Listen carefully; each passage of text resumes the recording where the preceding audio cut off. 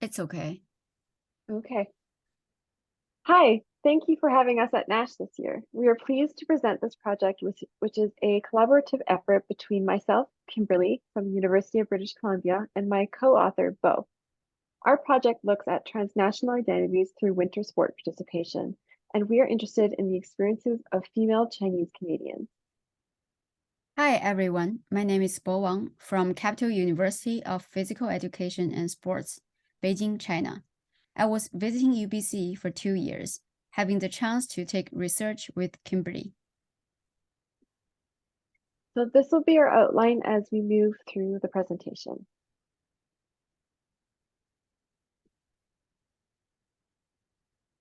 So this presentation is based on a mutual paper that we are currently co-authoring together. When we set out to write this paper, we had two main questions in mind. Our first question asks if there were any perceived personal changes between the Vancouver 2010 and the Beijing 2022 Winter Games on female Chinese Canadian engagement in winter sports.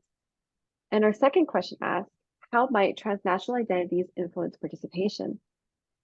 Given our combination of cultural experiences, we decided that this would be a wonderful opportunity to combine our access to English and Chinese sources, as well as benefit from the convenience of living in Vancouver, which has a large Chinese Canadian demographic. For Chinese Canadians, we thought that navigating Canadian culture might include an active desire to participate in winter sports as a way to also participate in the culture itself. However, before Beijing hosted the Winter Olympics, there did not appear to be much motivation for Chinese Canadians to participate in winter sports. So we assumed that their transnational background may serve as a potential reason for engaging in winter sports activities, as perhaps they were influenced by the policies designed to engage mainland Chinese in winter sports. But the unseen effect is that it also had an impact in Canada.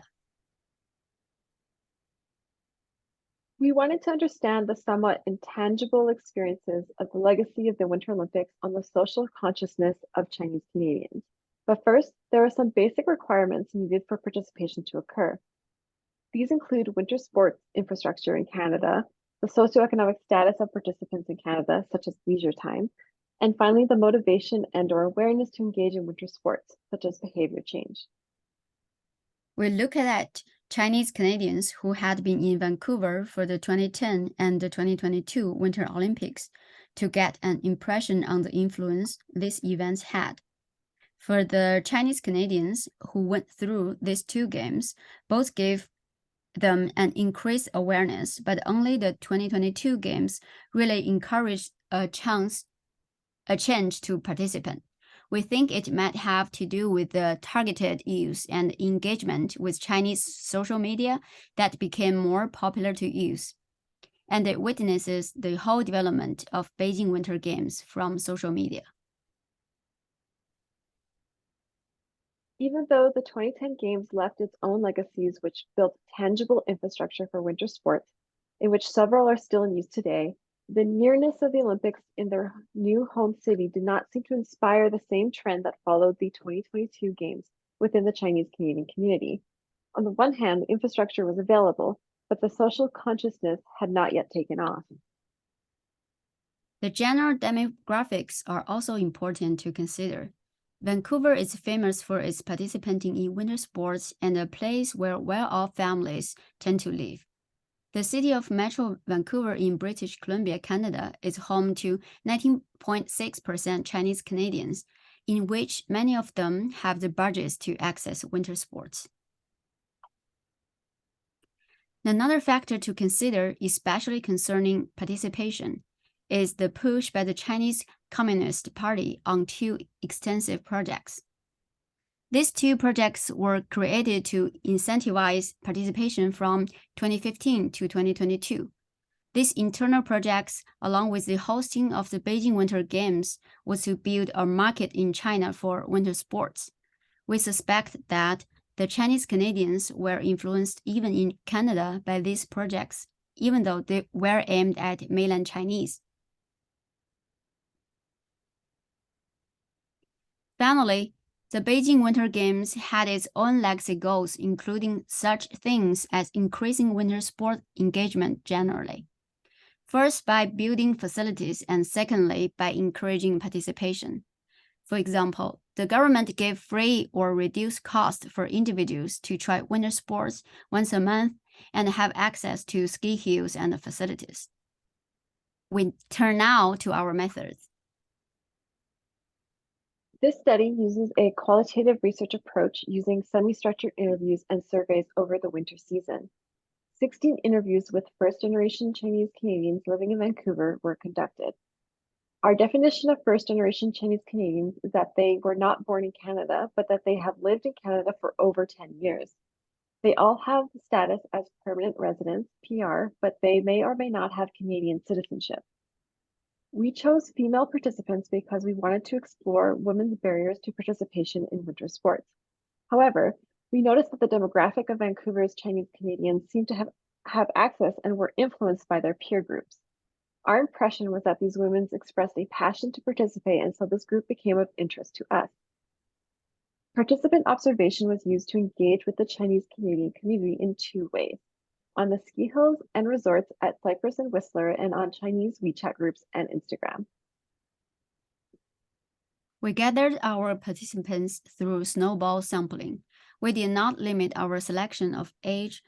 They ranged between their 20s to over 60s. Their income was also varied. Some are middle class who need to work on weekdays. Some are retired who have more free time. The participants also had various marital status. Participation ranged from once a month to almost every day.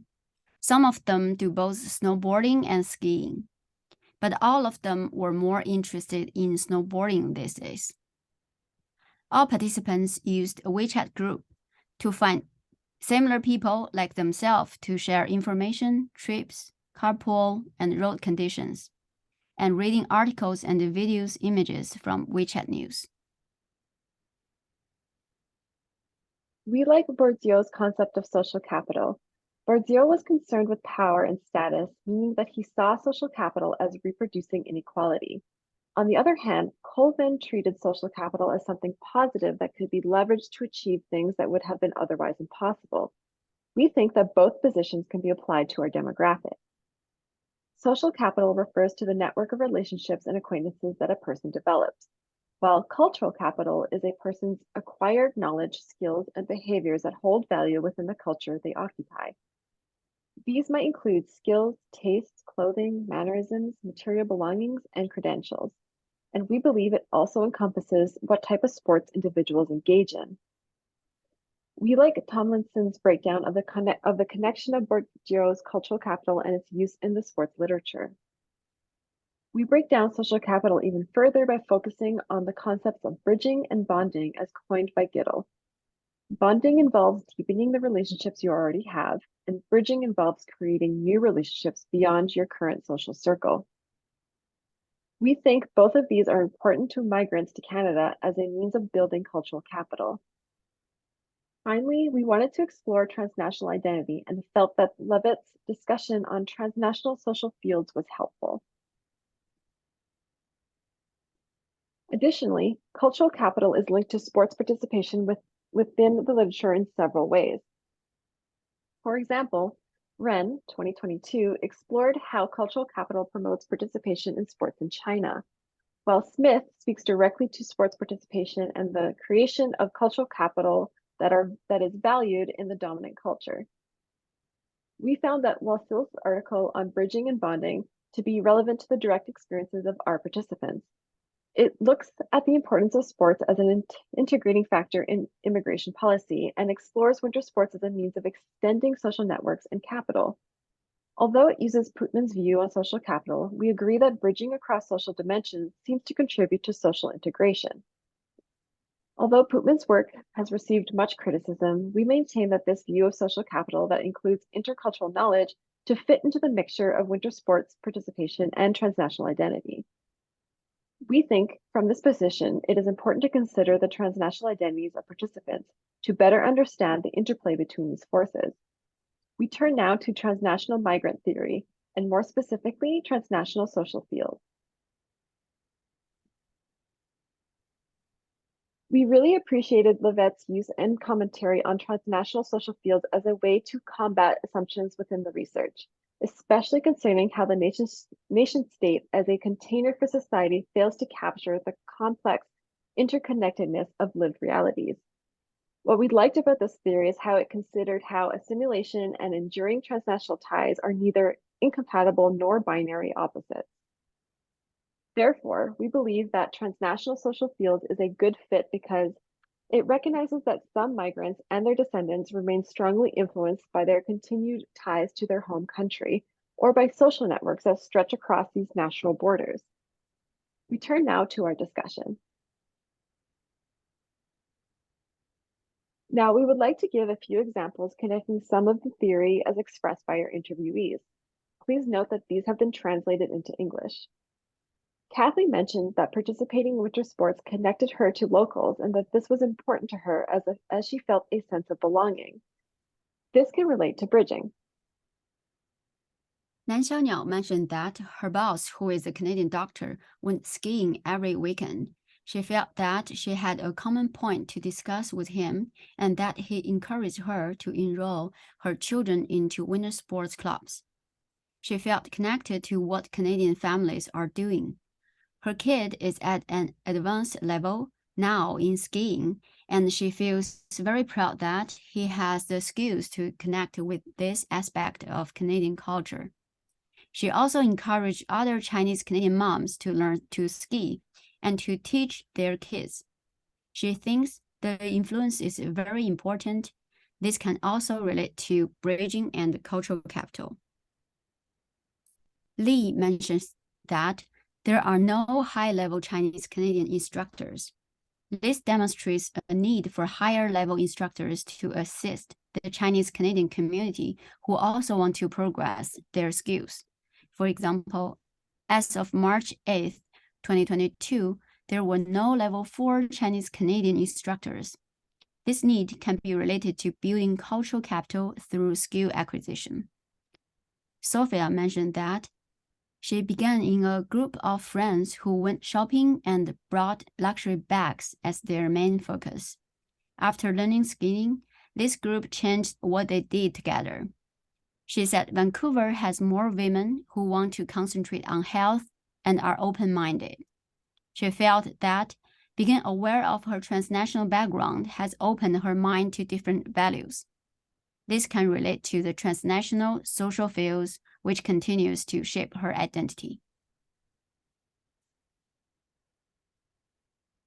Another very hot topic that was mentioned a lot in Chinese social media was about Eileen Gu. It was obvious that she was very successful as an individual, an athlete, and a celebrity. What we think was the most interesting thing about her was that as a transnational individual, she managed to successfully negotiate her cultural identities. This was something that resonated deeply with our participants as she was able to navigate two cultural worlds while maintaining her multicultural identities. We set out to answer questions about increasing participation, but quickly noticed that winter sports can be an activity in which cultural identity are expressed and negotiated. What seems to be emerging from the limited amount of data we have collected so far is that there are several interesting features with the Chinese Canadians, such as their transnational backgrounds, that might be driving interest and motivation to participate. Aside from the usual suspects that encourages participation, such as accessibility and infrastructure, we notice a strong theme on the importance of transnational identities and the influence this might hold in terms of participation, as mentioned above. Additionally, we looked at the symbolic influence Eileen Gu holds as an example of how sports can be one area where multiple cultural identities can be simultaneously expressed. We think that transnational social fields is one way to explore the influences of transnational identity and its impact on sports participation. Thank you so much for watching our presentation. Thank you.